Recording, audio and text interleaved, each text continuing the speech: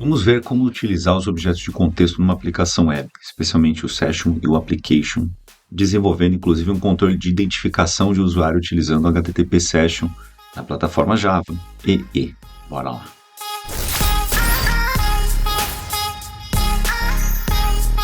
Aí pessoal, pouco falando.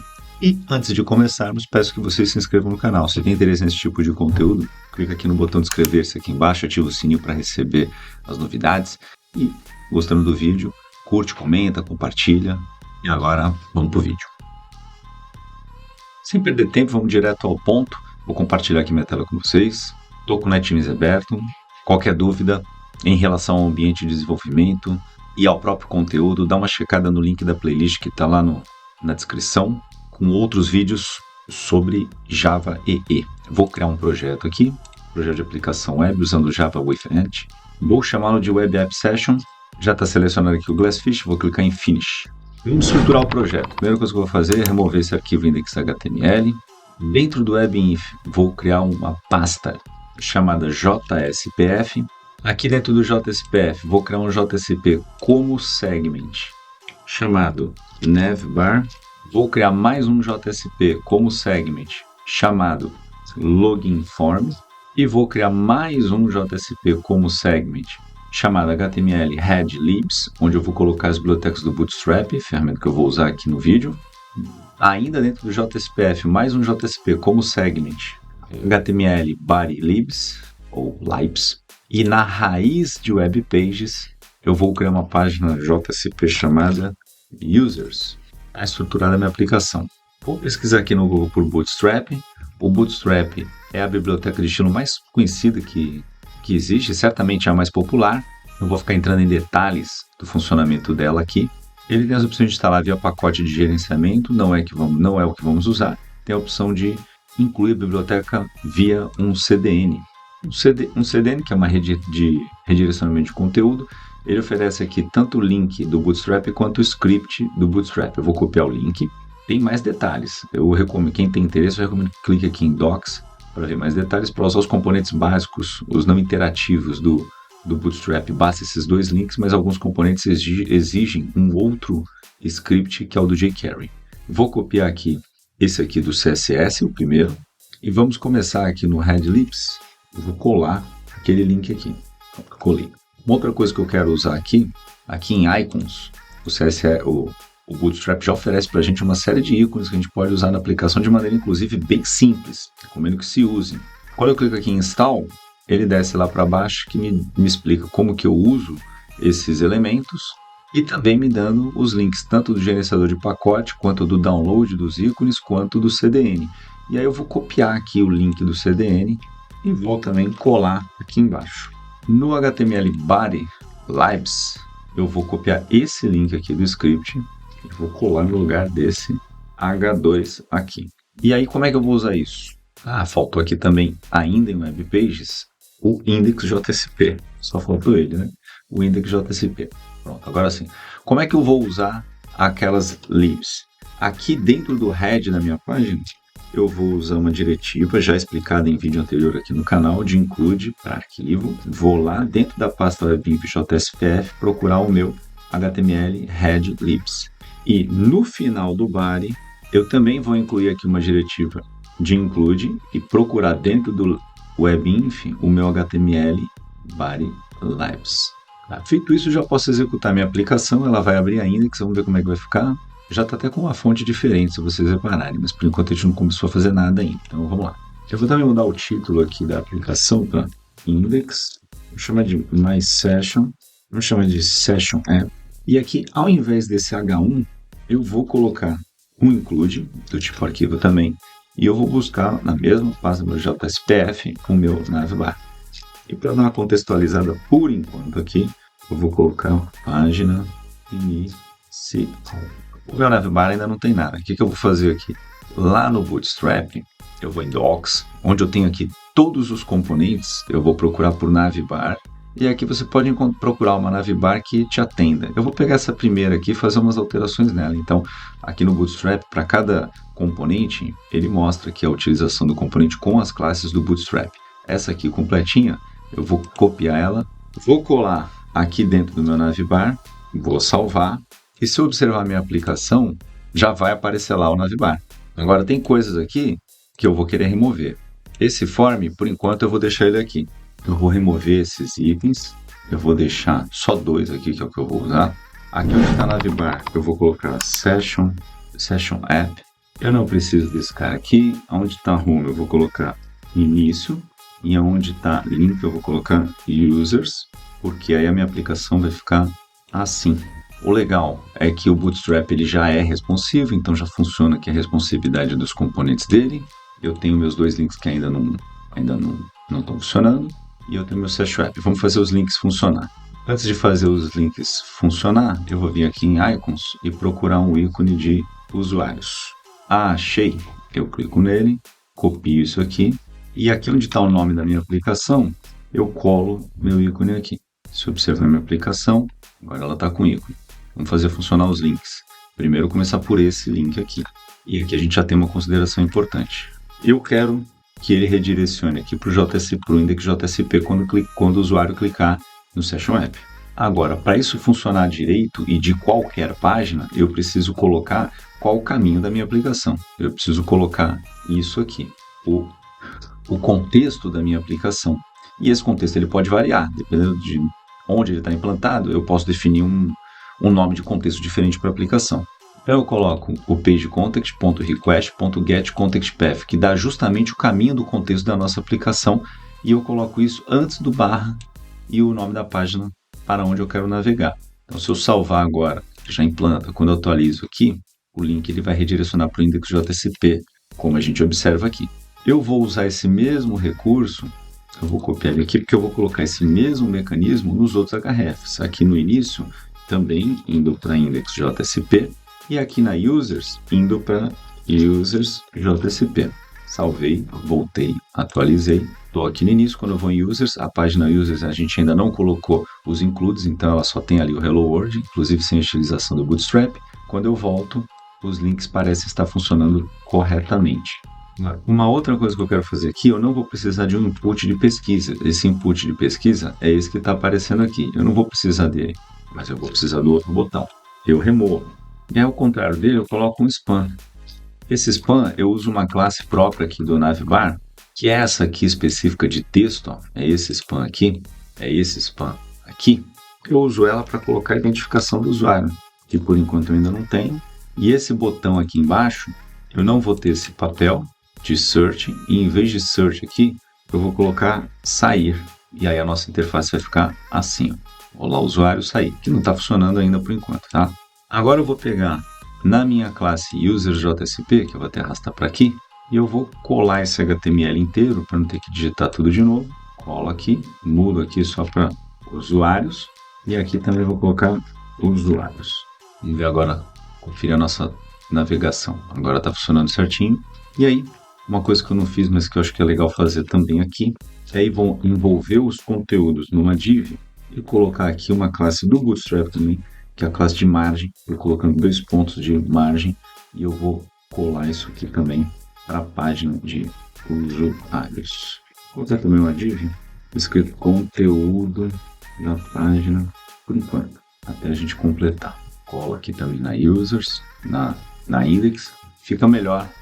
A navegação está funcionando, a gente está com um pouco de margem aqui e já está ganhando corpo. O login form, eu não vou ter esse H2, a gente já vai usar ele ali embaixo, daqui a pouquinho, mas vamos preparar ele. Aqui entre os componentes do Bootstrap, eu vou procurar o card. O card é esse tipo de componente, ele tem muitas variações e eu vou usar esse mais simplesinho aqui. Copio ele, colo aqui no meu login form e eu vou fazer algumas alterações. O primeiro, eu vou chamar aqui de formulário de identificação, coloco aqui um texto ilustrativo para o usuário. Não preciso nem desses links, nem desses parágrafos. E aqui eu vou criar um form. Coloco uma div aqui com uma margem de 3 pontos. Nela coloco uma label. Eu tenho uma classe no Bootstrap para label, que é essa aqui, e uso o texto nome. Coloco aqui um input do tipo text. Eu também tenho uma classe para form control no Bootstrap. O ID forName, que é esse que eu estou usando aqui para o label. E o nome desse input vai ser session name. Vou colocar uma quebra de linha aqui. E um outro input, esse do tipo submit, com o Session Login e eu vou usar a classe btn combinada com a btn primary do Bootstrap. Salvei isso aqui lá no Navbar por enquanto para a gente ver como é que vai ficar. Depois aqui do Navbar, vamos lançar aqui um include do tipo arquivo. Como esse arquivo navbar.jsp já está dentro do webinf.jsp, os arquivos já aparecem aqui para mim, eu não preciso colocar o caminho completo, tá?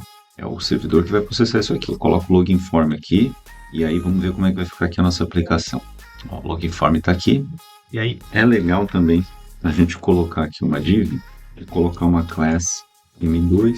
Vamos ver qual é isso aqui. E o nosso include vai dentro dessa div. Vai condicionar isso aqui. Como é que esse formulário vai funcionar? O usuário vai poder se identificar e quando ele clicar em enviar, isso vai ser enviado como parâmetro. Poderíamos e deveríamos usar o método post num formulário de autenticação, mas nesse caso aqui a gente vai usar só identificação, sem senha, nada disso. E por questões de didática eu vou manter o método get neste exemplo aqui. Voltando aqui no nosso exemplo, agora a gente vai começar a condicionar ele. E aí, antes de começarmos, eu quero falar com vocês sobre o HTTP Session. O HTTP Session é uma interface do Java que já provê uma forma de identificar o usuário em todas as páginas da nossa aplicação e armazenar informação sobre aquele usuário. Ela tem vários recursos, mas nós vamos nos concentrar agora em alguns. O primeiro deles é esse método getAttribute. A gente envia um nome como parâmetro e recebe um atributo que é um objeto, pode ser qualquer tipo de objeto Java. A gente também vai precisar usar o removeAttribute, em que a gente passa o name, ele não devolve nada e ele remove esse atributo da nossa sessão.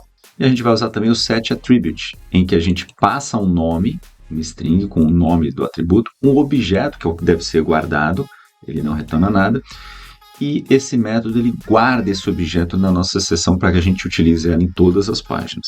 Então, a gente vai usar essa interface agora para implementar um mecanismo de identificação de usuário, não autenticação. Por enquanto a gente não tem ainda onde guardar as senhas dos usuários, a gente só tem como identificar o nome dele e promover uma navegação identificada do usuário dentro da nossa aplicação, que é o suficiente para entender como funciona essa interface HTTP Session. Aqui na nossa aplicação, no nosso Navbar, a gente tem dentro do próprio Navbar um formulário que tem ali um spam com o nome do usuário e um botão do tipo submit para sair.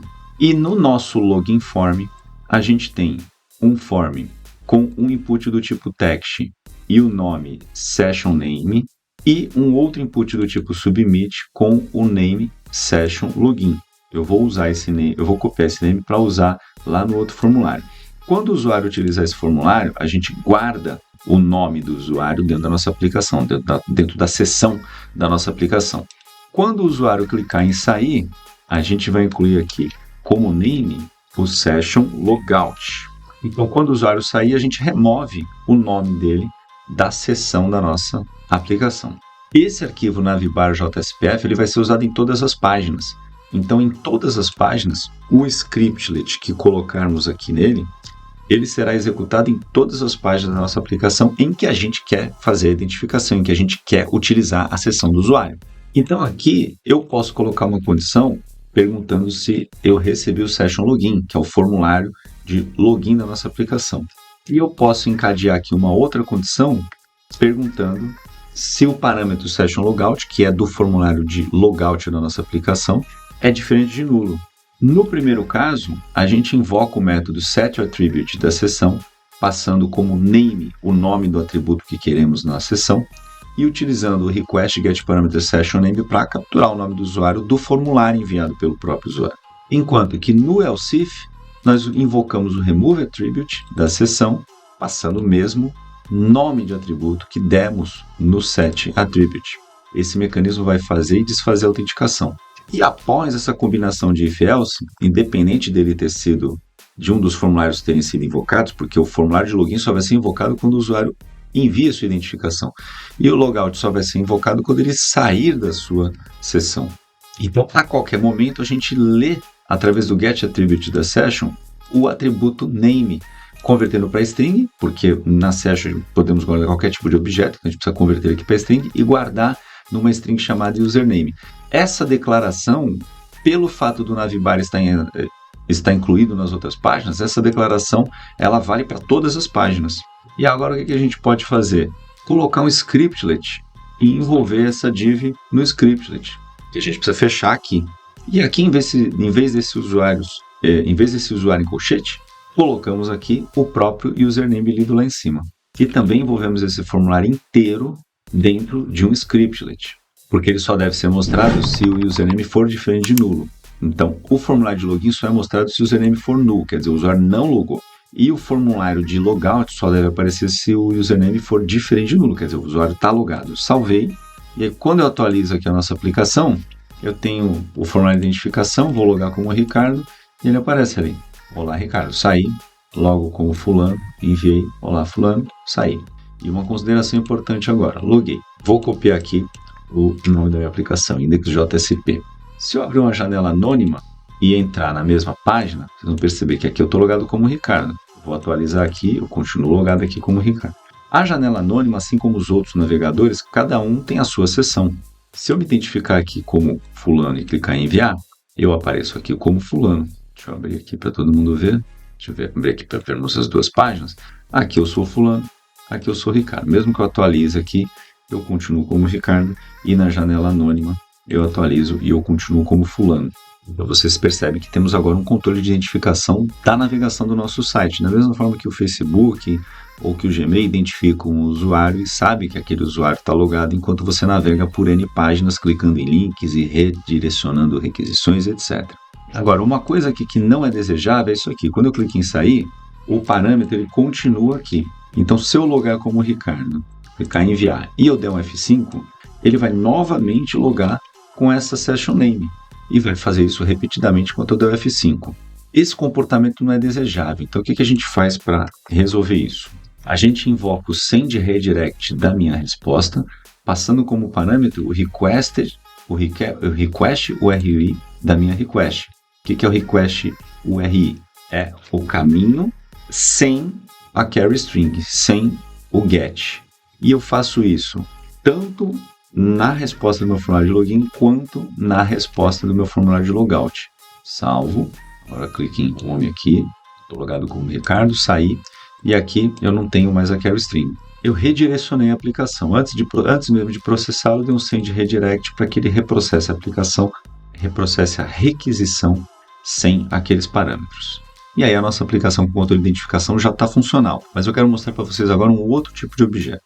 Essa interface Servlet Context, ela define ali um conjunto de métodos que o Servlet usa para se comunicar com o container de servlets, com todo o contexto da tua aplicação. E aí, ele vai ter alguns métodos similares. E tem vários outros recursos. Ele tem também o getAttribute de um nome. Ele tem o setAttribute, que a gente passa um nome e um objeto, muito similar ao HTTP Session. E ele tem o removeAttribute, em que a gente passa um nome a ser removido do contexto da aplicação. O que muda aqui é que, diferente do HTTP Session, em que os objetos guardados eles são vinculados apenas à seção do usuário que está navegando na aplicação, no Servlet Context, esses objetos eles estão compartilhados com todas as requisições da aplicação. E para experimentar isso, a gente vai criar um objeto para guardar os usuários que estão logados naquele momento na nossa aplicação.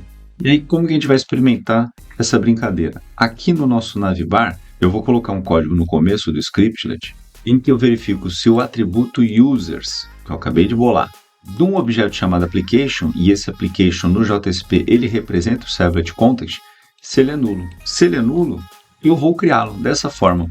Eu invoco o setAttribute do application, definindo um atributo chamado users como sendo um ArrayList. Então, estou criando um ArrayList chamado users lá dentro. E fora desse meu if, que ele está garantindo que esse objeto sempre exista lá, eu vou declarar um ArrayList de strings chamado users, que vai ser o getAttribute do application, do nome que eu defini lá em cima, users, convertido para JavaString. Como no caso do username, esse objeto users ele vai existir em todas as páginas que usam o navbar JSPF. Dentro do processamento do session login, depois de definida a session, eu adiciono essa session incluída no objeto session, convertido para string, eu adiciono ela dentro do meu ArrayList de usuários. No else if do session logout, antes de remover o atributo da session, eu uso ela para descobrir o index de usuários daquela string que está guardada lá dentro e guardo nessa variável itIndex. Depois de removido o atributo da sessão, eu coloco aqui uma condição, se for maior ou igual a zero, quer dizer, foi encontrado lá dentro do users, eu removo esse índice da minha lista de usuários. E aí já pode salvar isso aqui. Enquanto isso, na nossa página de usuários, eu vou colocar aqui um script varrendo para cada usuário do meu objeto com todos os usuários logados. Eu fecho esse for aqui e vou replicar essa div n vezes, colocando o usuário lido em cada uma das divs. Salvo isso aqui, vamos ver como é que ficou. Deixa eu redimensioná-la assim, abrir a aplicação numa aba anônima, ninguém está logado em nenhuma das duas aplicações. Aqui eu vou logar como Ricardo, loguei. Aqui eu vou logar como fulano, loguei. Aqui eu estou logado como fulano, aqui logado como Ricardo, clique em Users. E aqui eu tenho os dois usuários. Se eu deslogar aqui como Ricardo, clique em sair. Se eu atualizar essa página, ele vai mostrar só o fulano. Se eu clique em sair, ele não mostra mais os usuários aqui. Um comportamento que não está legal ainda é que ele mostra o conteúdo da página mesmo se o usuário não está logado. E a gente geralmente quer esconder esse acesso. E aí como que a gente faz? Basta condicionar o conteúdo da página utilizando um scriptlet condicional, como esse daqui. Eu coloco essa div inteira dentro de uma condição em que eu pergunto se o username é diferente de nulo. Faço a mesma coisa aqui na users, salvo tudo, volto na minha aplicação, atualizo. Agora o conteúdo só aparece se eu estiver logado. Se eu logar, o conteúdo aparece. Se eu deslocar, o conteúdo some. Então loguei, vim aqui em users, apareceu usuários, saí, sumiu o conteúdo. E essas condições a gente pode usar conforme necessidade. Muitas vezes uma página tem conteúdo que é público, que é para ficar mesmo disponível para todo mundo. Aí um exemplo de uma aplicação utilizando HTTP SESH para promover um controle de identificação de usuário.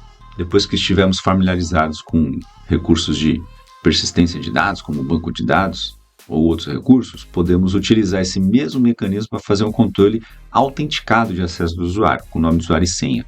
Então, inscreva-se no canal para ficar atento às novidades que logo pipoca esse vídeo por aí. Se gostou do conteúdo, curte, comenta, compartilha e ajude esse conteúdo a chegar a mais pessoas que, como você, têm interesse na área de programação. E é isso aí, pessoal. Até a próxima.